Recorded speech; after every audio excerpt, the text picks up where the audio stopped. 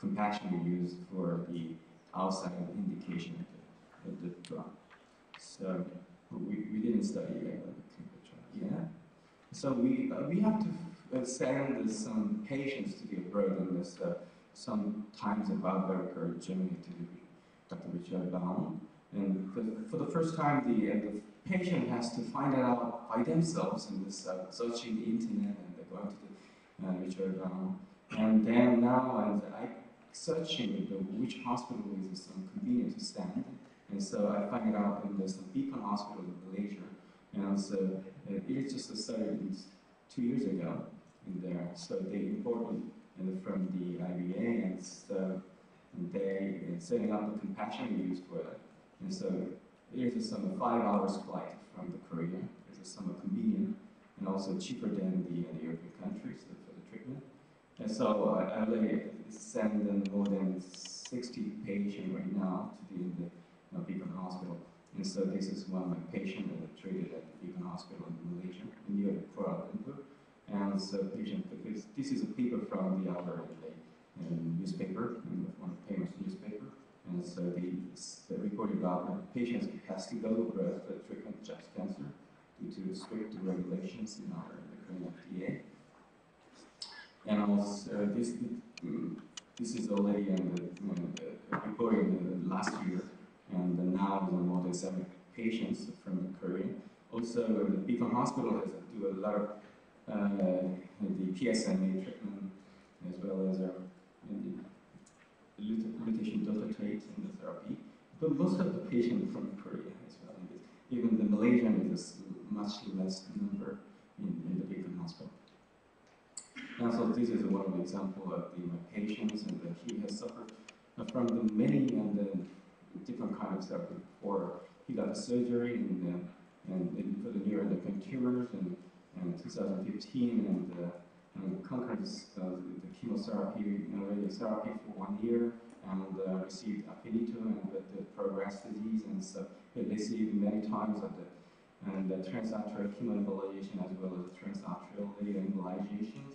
But there's a lot of liver metastasis remaining there, and before PRLT, and after in the street in the PRLT, the chromogranin A is much reduced, and as well as the follow-up test shows much reduced imaging. Okay, so yes, much reduced the number of. So he is talked to me, and he is very satisfied that there's very little side effect compared to the previous treatment. And just around the ones that the patient has a partial remission right now. But there's some accident happens in this last year, and this is one of my patients who received the first PRLT shows the very high uptake of the liver metastasis. The second PRLT was done in November and shows the totally different distributions and the bone marrow distribution. Actually, we found out that there's an accident occurs during the heating up the lutetium with the kit of the dotatate, and so it's not really good. And so only the lutetiums are going into the patient, actually 5 patients. And so when we calculated and estimated those using the decal, and we didn't multiple imaging yet, and so only we have to calculate it from the animal data and estimated 16 grain, but really large amount in that the radiation dose to the end of the marrow. And so this is one of my patients data, and after therapy, and the platelet and leukocyte decreased and later, and for a long time, and almost 2 months, and finally recovered. And the 4 of the 5 people have recovered, but unfortunately, 1 patient died of sepsis. We made some, actually I talked to the patients and make some patient groups, patient advocate, because of the regulations and blocking this kind of the therapies in Korea. And so they made a band, means there is a kind of communities, and so they talk to each other and communicate with the policymakers right now. And also in the Korean Society of Nuclear Medicine help them, and they're making these kind of patient advocacy sessions. And finally, we got the fund from the government, and for the non-clinical studies and patient clinical trial. And so one of the companies, Kai Biotech, and actually they have a booth in here. And actually, government is funded for it, and the company is also matching firm. And so now we're just about to start in this year for the clinical trial for the new country. And also, the Cellbion is one of the companies that we're interested in about the clinical trial for the PRP using the PSMA, actually GUL developed by Professor Jang Jung, as recently funded from the Korean Drug Development Fund. And so we are about to just studying our clinical trial. Okay, thank you very much. We're going to move to the next speaker.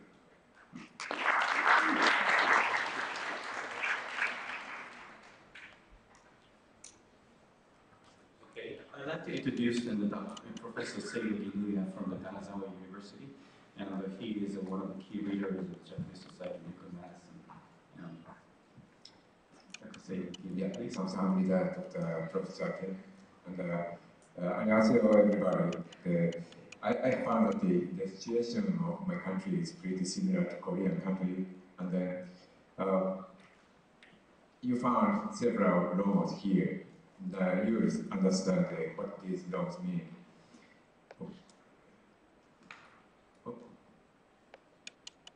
Yeah.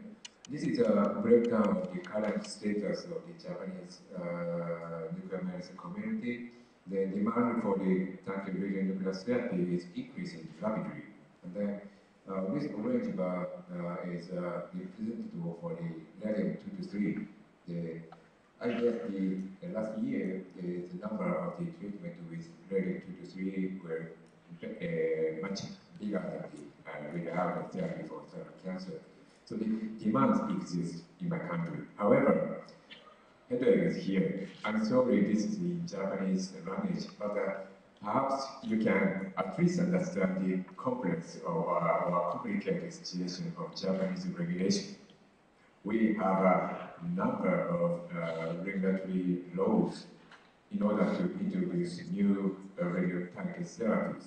So this is a headache for us. And then the situation is a little bit slowly improving. However, still we have a very high hurdles to overcome. I remember that the Professor Richard Baum came to Japanese Society of Nuclear Medicine annual meeting, was it 7 or 8 years ago? 8 years ago. And then he tried to introduce Gallium-68 into Japan, and then I was convinced to the necessity of Gallium-68. However, we couldn't improve the situation due to this complexity. And then, however, there's some improvement for the Japanese situation. And this is a pretty classical therapy with iron-131 IgG. And now the Fujifilm radiopharmaceutical company initiated phase 2 clinical trial for the malignant phagocytoma in my university hospital. And then we are doing mirror-ablative high-dose MIBG therapy with bone marrow support for the chemo-resistant neuroblastoma kids. And then with this one, we can get complete remission in 50% of patients. So now we are thinking to move on the next stage of the clinical trial for neuroblastoma patients. And fortunately enough, different from Korea, we already started phase 1-2 clinical trial for the Lutathera. And then initially we are expected to get approval from our government within, let's say, 2 years. But this is the second year for this clinical trial. However, I heard that we still need another 2 years to get approval. So anyway, the things are moving. And then for the research works, there's some new things in Japan. Now the researchers of National Cancer Center is going into the clinical trial of the copper 64 ATSM. Probably you know ATSM accumulated to the hypoxic tumor tissues. So they already started the first human therapeutic study in last July. Then I hope that this study will moving well, and then it will go into the clinical trial with the let's say pharmaceutical support. So this is another progression in my country. I'm starting to learn MABG. It's a substitute of the alpha-1 to starting to learn. So researcher in the National Institute of Radiological Sciences already finished this kind of basic research works, and then they are discussing with the people of the Fukushima Medical University in order to introduce this one into the phase 1 clinical trial. Fortunately, the Fukushima Medical University have a big cyclotron to produce a statin 211, and then they already have GMP qualified facilities in university. So if the some regulation issues will be resolved, so people of the Fukushima Medical University and the National Institute of the Radiological Sciences will move into the clinical trial for the patients. And we have another active activities of the pharmaceutical companies. Fujifilm is one company which is doing the phase 1 clinical trial with E1290 radioimmunotherapy targeting P. carotene. This phase 1 was performed in United States, but I hope that the Fujifilm will initiate phase 1 and phase 2 in Japan. And then the target will be very broad.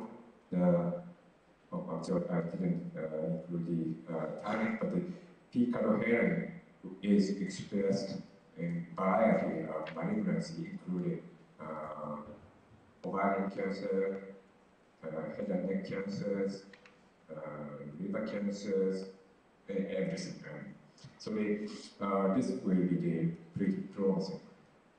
And then another Japanese pharmaceutical company, Nihon Medifetics, is very keen to the development of the targeted radionuclide therapy. And then Telix is a company based in Melbourne, Australia. And then this company has a contract with Nihon Medifetics for the development of actinium-related cell cancer therapies. So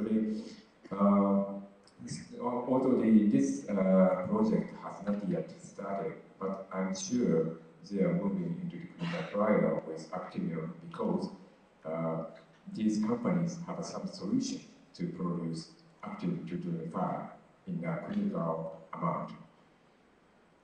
And then these companies also have a contract with peptide dreams. This is a company which possesses many kinds of small peptides or small moieties which can be tagged with radioisotopes.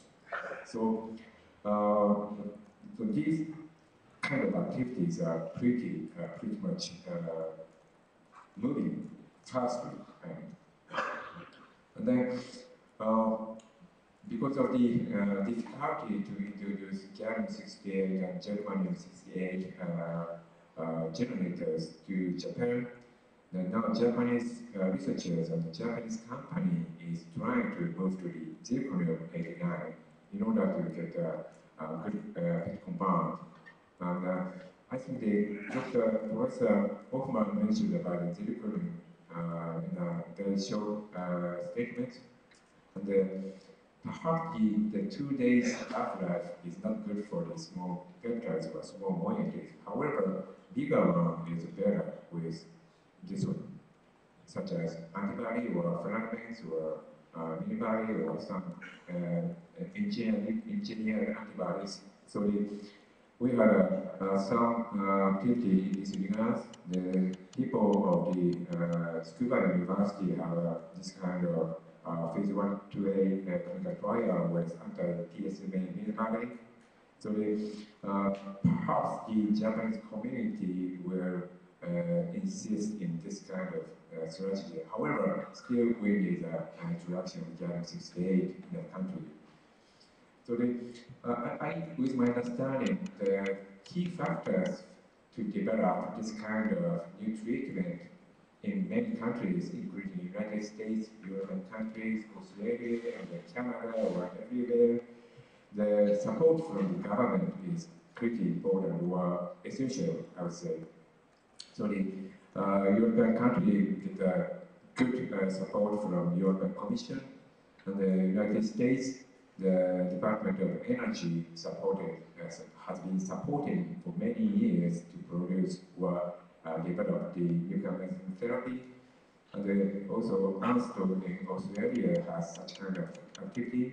And just 3 months ago, the Prime Minister of Canada stated that they are pretty much keen to introduce new radioisotope for the medical use in trial. And then I found some movement in Korea. I found this booth, in this booth, this gentleman told me that they have some kind of support from Korean government to introduce the GMP qualified radionuclides and radio compounds. So I think this institution is located in Seoul, right? And then I think the Seoul National University has a pretty good collaboration with this kind of institution, which is supported by Korean government. So we Japanese community should think about this kind of activities.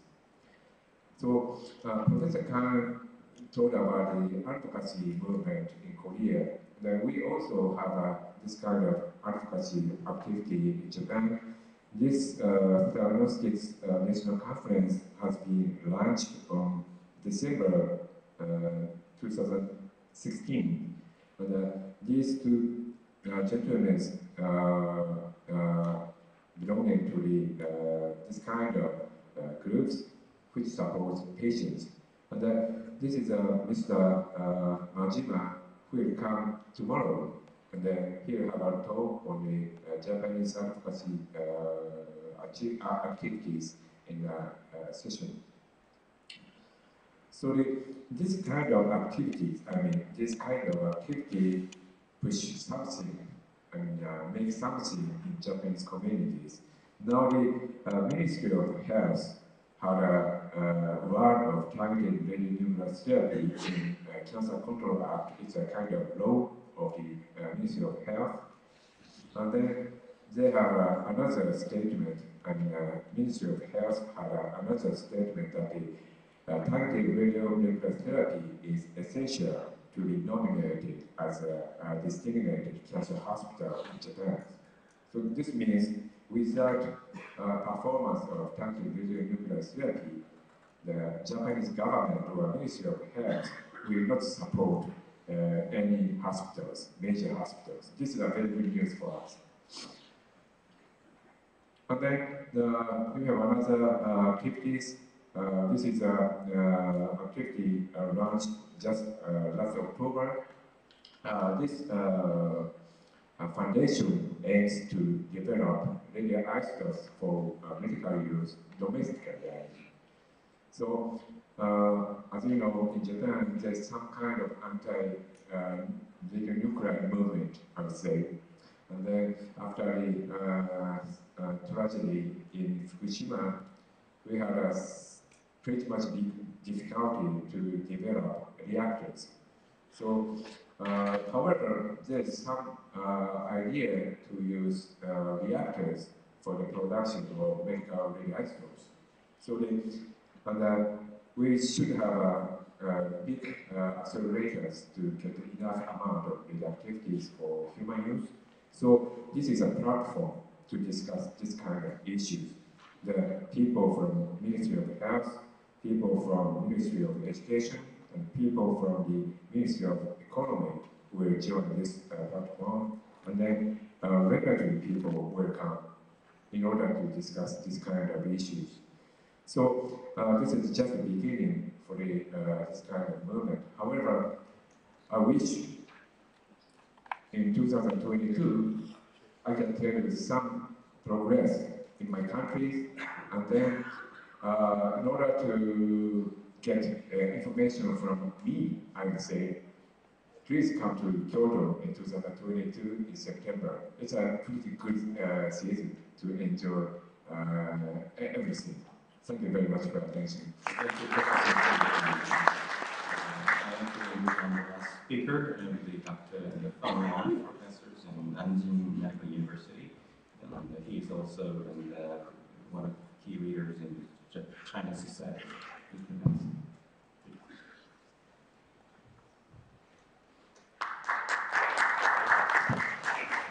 Dear Chairman, dear all friends, dear organizing committee, many thanks for the invitation. This is my fourth time to Korea. It's my great honor to share my opinion about the state of the art diagnostics in China. I have no conflict of interest.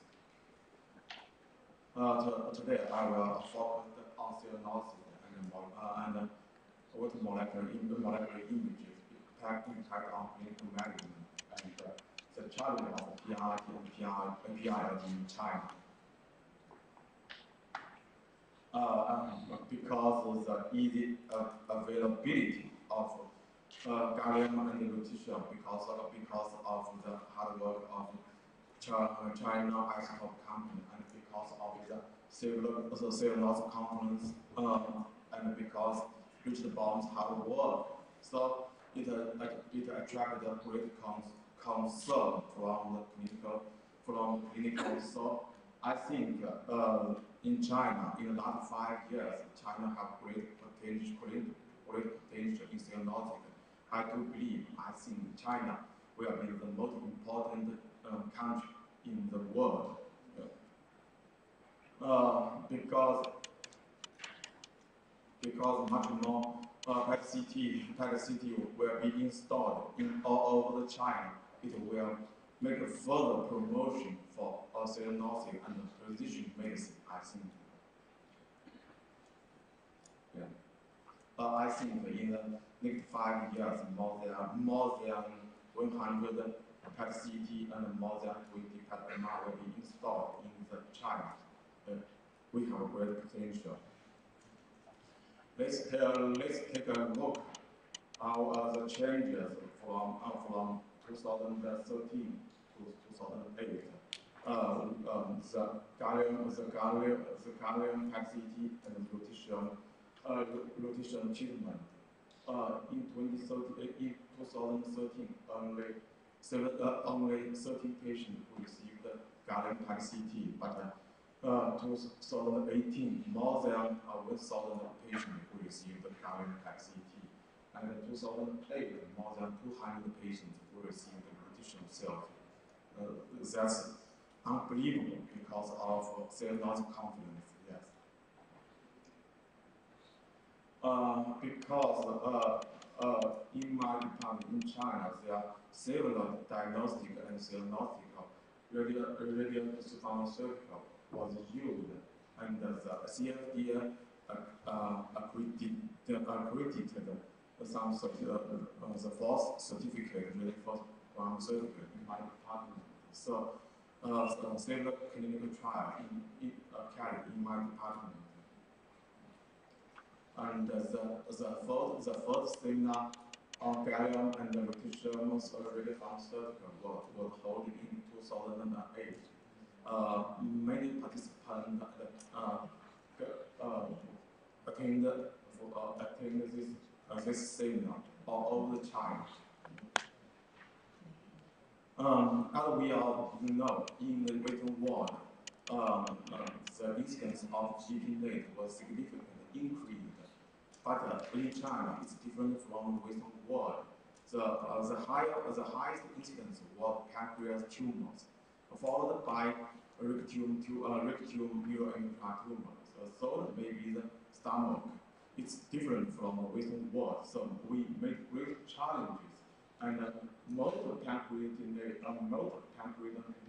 initiated institutions tend to be in younger people. That's different. So this patient was diagnosed peanut 14 years ago. Now he was still in stable disease, but we meet a challenge. He's too young. How to treat it? That's a challenge. This is another patient, only 23 years old. PSA showed hypovascularized lesion in the head of pancreas and the metastasis into node. Dynamic PET-CT also confirmed it. The gallium PET-CT showed a higher SSTR expression. Lutetium showed a significant increased uptake. Green score was 4 or 5. Maybe I think this patient with a good candidate for PRRT, but because he is too young. I think the PET-CT and molecular image building a bridge between the immunologics and proteomics. In this patient, he got carcinoma after 3 surgeries. His primary lesion was not found because of the gallium dot PET-CT. 6 lesions was found. After surgery, we get some samples. The working rod showed higher SSD impression of all lesions. The surgery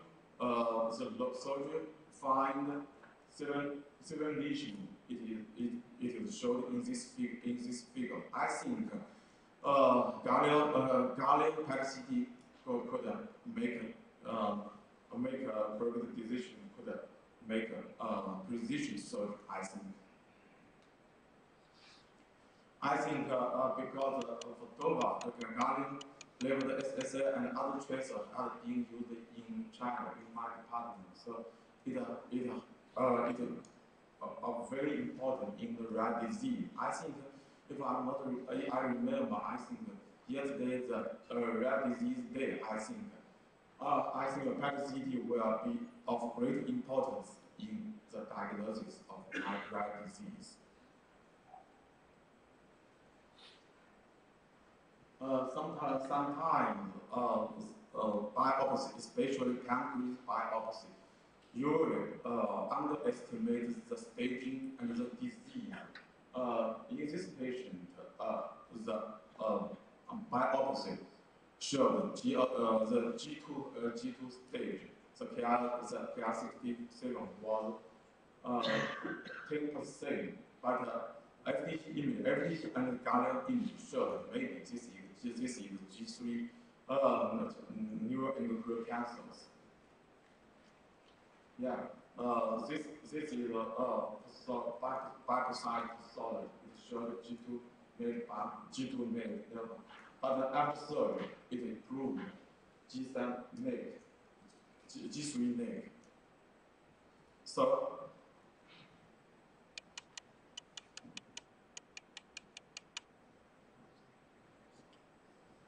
when I look back 5 years PRT in my department, some failure, some success, I ask myself, what's the issue for cell losses? It is easy to understand. It's easy to understand if we use diagnostic radionuclide. It's diagnostic. If we use alpha or beta emitter, it's called as cell treatment. But what time is the optimal window? What is the right treatment formulate? There are so many treatment strategies. I ask myself. Let me see. Is wait and watch strategy feasible or outdated in the era of precision medicine? In this patient, I think this is feasible, but in some aggressive tumors, I think more active treatment is needed.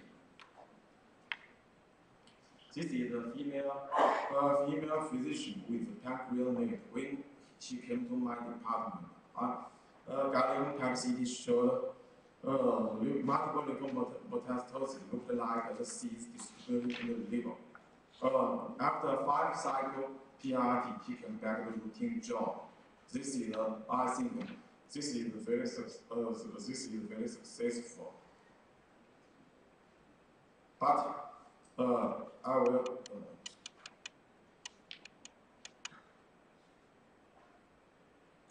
In this patient, he with high differentiated G3 neuroendocrine tumors. This is the photo of this when he came to my department. Gallium PET CT showed multiple liver metastasis and primary lesion in the pancreas. After long-acting ultrasonic treatment, I think the disease is stable.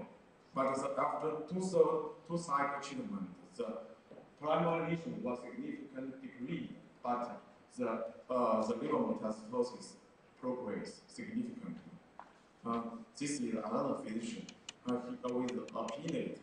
After surgery and ultrasound, but no any response. He after one side PRT, the tumor marker was decreased, but unfortunately he died with hemorrhage.